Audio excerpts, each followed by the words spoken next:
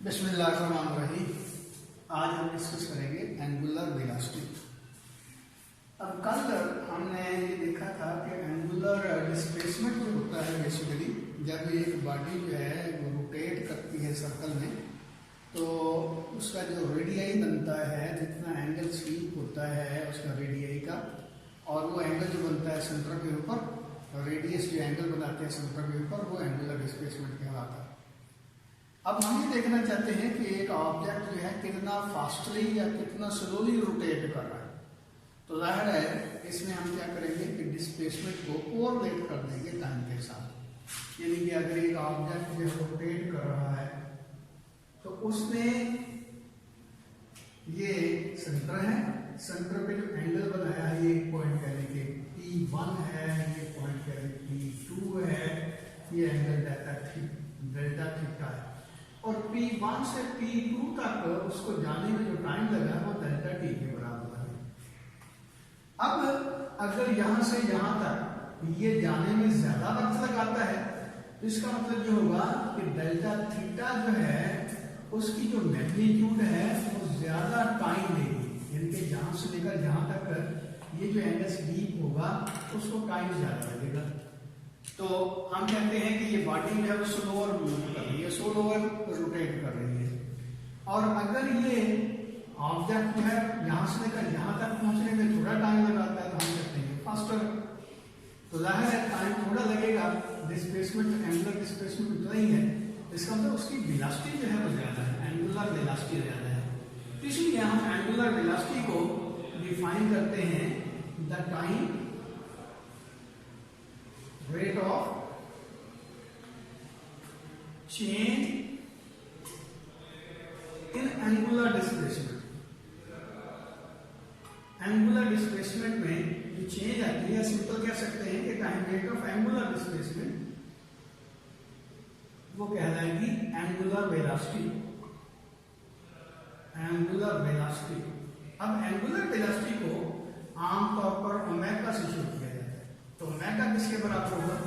Delta theta over delta T, यानी कि जो एंगल स्वीप किया है ऑब्जेक्ट ने जितने टाइम में किया है इसकी जो रेशियो होगी वो एंगुलर वेलोसिटी होगी। तो बेसिकली आपको याद होगा जब हम लीनियर वेलोसिटी डिस्कस कर रहे थे तो उस वक्त भी एक टर्म हमने इस्तेमाल की थी एवरेज वेलोसिटी की। तो उसमें हमने कहा था कि टोटल डिस्प्लेसमेंट जो बॉडी ने ट्रेवल किया है गिवन टाइम के अंदर और टोटल टाइम उसकी जो रेशियो होती है हम कहते हैं वो एवरेज लीनियर वेलोसिटी होती है। तो यहाँ भी बिल्कुल इसी तरह हम इसको कहेंगे कि ये टोटल डिस्प्लेसमेंट में जो चेंज आई है, जितने टाइम में चेंज आई है, इसकी जो रेशियो होगी वो बेसिकली एवरेज वेलोसिटी कहलाएगी। ये होगी एवरेज वेलोसिटी। मिसाल के तौर पर एक ऑब्जेक्ट जो है यहाँ से चलना शुरू करता है, वो 2 चक्कर लगाता है, 4 चक्कर लगाता है, उसको टाइम लगता है 2 मिनट लगते हैं, 3 मिनट लगते हैं। तो टोटल उसने एंगुलर डिस्प्लेसमेंट स्वीप किया है और जितने टाइम में किया है इसकी जो रेशियो होगी वो कहलाएगी एवरेज एंगुलर वेलोसिटी। तो ये एवरेज है एंगुलर वेलोसिटी की, मीन टोटल डिस्प्लेसमेंट को, एंगुलर डिस्प्लेसमेंट को टोटल टाइम से डिवाइड करने से जो हमारे पास क्वांटिटी आती है उसको हम नाम देंगे एवरेज एंगुलर वेलोसिटी का। अब दूसरी टर्म जो हम इस्तेमाल करते हैं वो इंस्टेंटेनियस एंगुलर वेलोसिटी। तो इंस्टेंटेनियस एंगुलर वेलोसिटी से क्या मुराद है?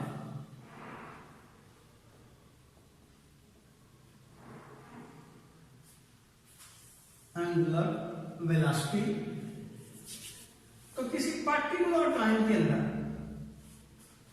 जो ऑब्जेक्ट रोटेट कर रहा है उसकी जो वेलोसिटी होगी वो इंस्टेंटेनियस एंगुलर वेलोसिटी कहलाएगी। याद होगा आपको, मैंने एक एग्जांपल दी थी कि एक आदमी जो है वो गाड़ी चलाया जा रहा है, अब वो एक लम्हे के लिए देखता है अपने स्पीडोमीटर को, तो उसका स्पीडोमीटर बता रहा है 60 किलोमीटर पर आवर। इसका मतलब ये होगा कि उस टाइम के ऊपर, उस लम्हे के ऊपर उसकी जो वेलोसिटी थी वो 60 किलोमीटर पर आवर थी। इनके एक पर्टिकुलर टाइम के लिए आप देखें कि गाड़ी का ड्राइवर जो है वो ज्यादा देर तक मीटर को ऑब्जर्व नहीं कर सकता, तो एक लम्हे के लिए उसने आंखें झपकी हैं और स्पीडोमीटर को देखा तो उसके ऊपर जो स्पीड आ रही थी उसकी इंस्टेंटेनियस वेलोसिटी की, यानी स्पीड की वैल्यू जो है वो बता रहा था स्पीडोमीटर जो। बिल्कुल इसी तरह अगर एक ऑब्जेक्ट में वो रोटेट कर रहा है तो तो हम ये देखना चाहते हैं कि उसकी एक पर्टिकुलर लम्हे के ऊपर, पर्टिकुलर इंस्टेंट के ऊपर उसकी वेलोसिटी क्या होगी। तो डेफिनेटली ये इंस्टेंट जो होगा ये शॉर्ट इंटरवल ऑफ टाइम होगा, यानी कि इतना समान होगा कि हम कहते हैं कि ये टाइम जो क्रूज करता है जीरो को। बिल्कुल उसी तरह जिस तरह जो ऑब्जर्वर ने जो स्पीडोमीटर जो है, ड्राइवर ने जो स्पीडोमीटर देखा है तो उसको जो टाइम लगा है वो बहुत ही समान लगा है, इतना समान लगा है कि हम कहते हैं क्रूज करता है जीरो को टाइम। तो वही टाइम जो है, उसी टाइम के अंदर जो बॉडी ने रोटेट किया है, जो बॉडी रोटेट कर रही है, तो उसकी रोटेशन के लिए जो हमने टाइम दी है वो वेरी समान दी है। तो समान टाइम में जो एंगुलर वेलोसिटी होगी उसको हम कहेंगे इंस्टेंटेनियस एंगुलर वेलोसिटी। तो ओमेगा इंस्टेंटेनियस किसके बराबर होगा, इसमें टाइम पे लिमिट पुट कर देते हैं कि delta T approaches to zero, delta theta over delta T होगा, यानी कि ये डेल्टा टी के ऊपर हम लिमिट लगा देते हैं कि ये अप्रोच करता है जीरो को। ये बिल्कुल इसी तरह समझे कि जिस तरह क्लॉक है ना, तो वो बिल्कुल घंटे, मिनट और सेकंड बता रहा है, तो वो मिसाल के तौर पर टाइम बता रहा है हमें 10:20 और 30 सेकंड। अब देखें कि जो ऑब्जर्वर था, यानी कि जो ड्राइवर था, उसने जो टाइम देखा है क्लॉक के ऊपर और साथ ही उसने स्पीडोमीटर को देखा है, तो ये 30 का 30 ही अभी रहा, 31 नहीं बना।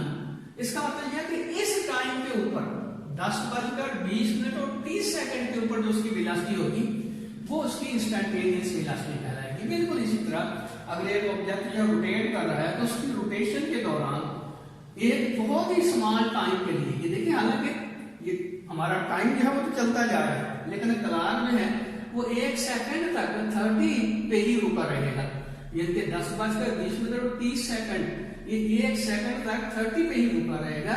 1 सेकंड गुजरने के बाद ये 31 शो करेगा। इसका मतलब ये हुआ कि हम कहते हैं कि ये टाइम बहुत समान है, इतना समान है कि अप्रोच करता है जीरो को। मीन जो हमारा, चलिए जो हमने क्लॉक लिया है, अगर इसका जो है लीस्ट काउंट जो है 1 सेकंड के बराबर है, तो ये देखिए 1 सेकंड के अंदर ही हमने उसकी स्पीड जो है या वेलोसिटी जो है नोट की है। इसका मतलब डेल्टा टी इतना समान हुआ कि अप्रोच करता है जीरो को। ये देखिए टाइम रुका तो नहीं है, लेकिन हमारा जो क्लॉक है वो एक ही टाइम दिया जा रहा है। इसलिए हम कहते हैं कि किसी पर्टिकुलर इंस्टेंट के ऊपर किसी भी बॉडी की जो एंगुलर वेलोसिटी होगी वो उसकी इंस्टेंटेनियस एंगुलर वेलोसिटी कहलाएगी, यानी कि angular velocity of an object at any instant, किसी भी मूविंग या रोटेटिंग ऑब्जेक्ट की किसी भी पार्टिकुलर लम्हे के ऊपर जो वेलोसिटी होगी वो उसकी इंस्टेंटेनियस एंगुलर वेलोसिटी कहलाएगी। अब रही बात कि इसके यूनिट क्या होंगे, तो ऐसे यूनिट जो बनते हैं ऑफ एंगुलर वेलोसिटी,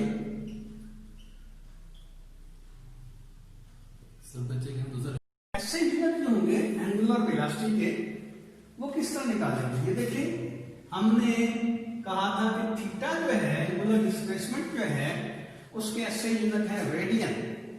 याद रखिए डिग्री और रेवोल्यूशन जो है वो ऐसे यूनिट नहीं है, रेडियन है ऐसे यूनिट किसके, एंगुलर डिस्प्लेसमेंट के। तो इसके यूनिट पे रेडियन और इसके हुए टाइम, तो इसका मतलब ये हुआ कि इंस्टेंटेनियस जो ऐसे यूनिट होंगे एंगुलर डिस्प्लेसमेंट एंगुलर वेलोसिटी के वो होंगे रेडियन पर सेकंड। रेडियन पर सेकंड जो है ये ऐसे यूनिट होंगे। वैसे जाहिर है इसको हम मेजर कर सकते हैं डिग्री पर सेकंड में भी और रेवोल्यूशन पर सेकंड में भी, लेकिन एक साथ में और बात बता दूं कि इंजीनियरिंग में खास तौर पर जो यूनिट इस्तेमाल किए जाते हैं वो है आरपीएम। ये है रोटेशन पर मिनट। ये देखिए कि आपका जो ये जो मोटरसाइकिल होते हैं जिनके 2-2 मीटर लगे होते हैं, तो 1 मीटर तो स्पीड को शो कर रहा होता है और दूसरा मीटर जो है उसके ऊपर अगर देखा जाए तो लिखा होता है पहले 1 2 3 4 इस तरह लिखा होता है और नीचे लिखा होता है मल्टीप्लाई बाय 1000 आरपीएम। इसका क्या मतलब हुआ, जब नीडल जो है मीटर की 1 पे होगी तो उसके इंजन की जो एंगुलर वेलोसिटी होगी वो होगी 1000 रोटेशन पर मिनट, यानी कि उसका क्रैंक जो है वो 1000 रोटेशन कंप्लीट करेगा 1 मिनट के अंदर। तो ये आरपीएम जो है इस्तेमाल किए जाते हैं ये इंजीनियरिंग में आमतौर पर, लेकिन ये ऐसे यूनिट नहीं है। ऐसे यूनिट जो है ना तो आरपीएम है और ना ही डिग्री पर सेकंड है। ऐसे यूनिट जो है इसके रेडियन पर सेकंड ही होंगे। अब अगली बात कि एंगुलर वेलोसिटी एक वेक्टर क्वांटिटी है। एंगुलर वेलोसिटी भी एक वेक्टर क्वांटिटी है। अब इसकी डायरेक्शन क्या होगी बेटे? इस तरह हम कहते हैं कि लीनियर डिस्प्लेसमेंट और लीनियर वेलोसिटी की डायरेक्शन सेम होती है। इसी तरह यहां भी कहेंगे कि एंगुलर डिस्प्लेसमेंट और एंगुलर वेलोसिटी की जो डायरेक्शन है वो भी सेम होगी। मिसाल के तौर पर अगर एक बॉडी है या डिस्क जो है इस पर रोटेट कर रही है, ऐसे रोटेट कर रही है, तो ये इसका है एक्सिस ऑफ रोटेशन। तो इसका मतलब ये होगा कि इसका ओमेगा जो है उसकी डायरेक्शन ये होगी। यानी यहां भी हम राइट हैंड रूल इस्तेमाल करते हैं कि जिस डायरेक्शन में बॉडी रोटेट कर रही है अपने राइट हैंड की उंगलियां जो है उसी डायरेक्शन में हम कर्ल करते हैं। तो थंब जो है वो इंडिकेट करता है एंगुलर वेलोसिटी की डायरेक्शन को। और याद रखें ये भी एक्सिस ऑफ रोटेशन के अलान ही होगी। एंगुलर वेलोसिटी जो होगी वो भी एक्सिस ऑफ रोटेशन की के पैरेलल होगी। इसका मतलब ये होगा कि एंगुलर वेलोसिटी की जो डायरेक्शन होगी वो इस एक्सिस की जिसके अबाउट बॉडी रोटेट कर रही है उस एक्सिस के पैरेलल होगी। इसकी वजह भी वही जो कल हमने डिस्कस की कि ये देखिए लीनियर वेलोसिटी जो है वो हर लम्हे तब्दील हो रही है। एक बॉडी रोटेट करती है तो इसकी लीनियर वेलोसिटी जो होती है बेसिकली अलोंग द टेंजेंट होती है। बाद में डिस्कस करेंगे। यानी कि इस पॉइंट के ऊपर इसकी वेलोसिटी लीनियर वेलोसिटी ये, इस पॉइंट के ऊपर इसकी लीनियर वेलोसिटी ये, इस पॉइंट के ऊपर ये, इसके ऊपर ये, इस पॉइंट के ऊपर ये। तो इस तरह ये डिफरेंट पॉइंट के ऊपर अगर देखा जाए तो वेलोसिटी की जो डायरेक्शन है वो चेंज होने की वजह से ये वेलोसिटी लीनियर वेलोसिटी कांस्टेंट नहीं है। अगर ये बॉडी जो है कांस्टेंट स्पीड से भी रोटेट कर रही है तो भी इसकी वेलोसिटी कांस्टेंट नहीं है। वजह इसकी डायरेक्शन चेंज हो रही है। वेलोसिटी जो है एक वेक्टर क्वांटिटी है, तो वेक्टर क्वांटिटी जो होती है वो चेंज होती है मैग्नीट्यूड की वजह से भी और डायरेक्शन की वजह से भी। अब ये देखें कि अगर हम ये एक लाइन ड्रा करते हैं तो इस पॉइंट के ऊपर वेलोसिटी होगी, इस पॉइंट के ऊपर लीनियर वेलोसिटी, यहां भी, यहां भी, यहां भी, यहां भी। लेकिन ये वो पॉइंट है जहां पे इसकी लीनियर वेलोसिटी जो है वो 0 के बराबर होगी। यानी कि ये जो लीनियर वेलोसिटी है नल वेक्टर होगी एक्सिस ऑफ रोटेशन पे। यहां पे प्योरली एंगुलर वेलोसिटी ही एग्जिस्ट करती है। तो ये वो लाइन है जिसको हम एक्सिस ऑफ रोटेशन कहते हैं। ये ऐसी लाइन है जिसके ऊपर सिर्फ एंगुलर वेलोसिटी लाई करती है। इसका मतलब ये हुआ कि एंगुलर वेलोसिटी हम एक एक्सिस के पैरेलल लेते हैं। तो इसका क्या मतलब हुआ कि एंगुलर वेलोसिटी भी एंगुलर डिस्प्लेसमेंट की तरह parallel to the axis of rotation होती है। तो डेफिनेटली अगर एक बॉडी जो है हम ऊपर से देखते हैं तो वो एंटी क्लॉकवाइज डायरेक्शन में रोटेट कर रही है तो उसकी डायरेक्शन अपवर्ड होगी। और जाहिर है इसी रोटेटिंग बॉडी को अगर डाउनवर्ड यानी कि डाउन साइड से इधर से देखें तो क्या होगा? फिर भी वही बात कि बॉडी इस तरह रोटेट कर रही है, अंगूठा इसी डायरेक्शन में आएगा। इसका मतलब ये हुआ कि चाहे आप इधर से देखें रोटेटिंग बॉडी को, चाहे इधर से देखें, एंगुलर वेलोसिटी की डायरेक्शन जो है वो सेम रहेगी।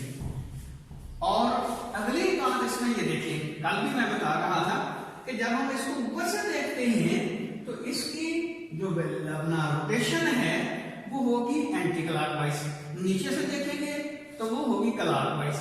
तो नीचे से क्लॉकवाइज, ऊपर से एंटी क्लॉकवाइज। एक्चुअली हमारा रेफरेंस जो है वो तब्दील हो जाता है, हमारी जो देखने की जो साइड है वो तब्दील हो जाती है। देखिए मैं आपकी तरफ आप इधर देख रहा हूँ तो मेरा चेहरा इधर है, मेरा पीठ जो पीछे दूसरी तरफ है। अगर मैं व्हाइट बोर्ड की तरफ देखता हूँ तो ये देखिए मैं इधर, यानी कि मेरी जो चेहरा है वो इधर है और मेरे जो पीठ है वो आपकी तरफ आ गई। बिल्कुल इसी तरह यहाँ देखें कि जब हम इसको रोटेट करवाते हैं तो इसका मतलब ये होगा कि यहाँ पे जो ऑब्जर्वेशन होगी, यहाँ पे ऑब्जर्वेशन उसके अपोजिट होगी। यानी कि ऊपर से हम देखते हैं तो बॉडी जो है वो clockwise sorry anti clockwise rotate हो रही है, नीचे से देखते हैं तो वो क्लॉकवाइज रोटेट हो रही है। लेकिन ये एंगुलर वेलोसिटी चेंज नहीं हुई। इसमें एंगुलर वेलोसिटी की डायरेक्शन मैग्नीट्यूड इसी डायरेक्शन में रहेगी, एक्सेलरेशन के पैरेलल रहेगी, चाहे हम इधर से देखें चाहे इधर से देखें, लेकिन हमारा ऑब्जर्वेशन जो है वो चेंज हो जाता है। ऊपर से देखते हैं तो वो एंटी क्लॉकवाइज है, नीचे से देखते हैं तो वो क्लॉकवाइज हमें नजर आती है। तो मेरा ख्याल में ये बात मेरी क्लियर होगी।